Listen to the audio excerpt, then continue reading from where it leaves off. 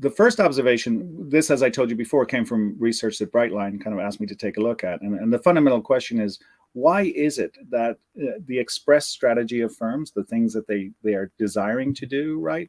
The organizations fail to make the changes required to make that happen more than 70% of the time. So sometimes, as Roger Martin might argue, maybe it's not the right strategy. Other times it's not the right execution.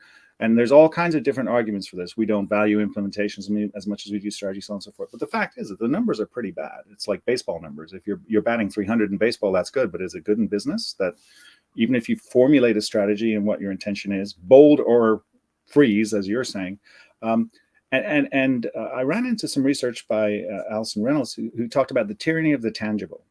And the tyranny of the tangible is, okay, we've articulated a new strategy where we want to take the business. And now what we need to do is put maybe a structural change, a procedural change, implement with technology. That's the tangible. We're reorganizing to our go-to-market, or we're implementing SAP HANA, or we're going to do some kind of new cultural process, or we're going to implement Kaizen.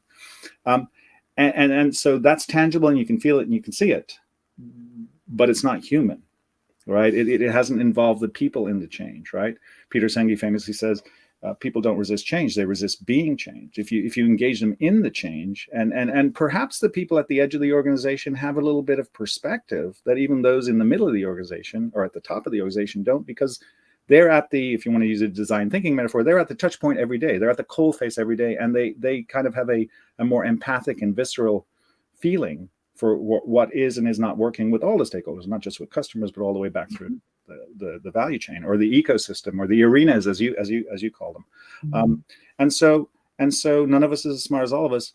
Maybe we need to reorient. Maybe we're over-rotated on structure, process, technology. Maybe if we were to reorient a little bit more around people-centered transformation, and we were to kind of engage people more in the journey of transformation, there'd be less resistance, because now I'm part of it, which we've heard that many, many times.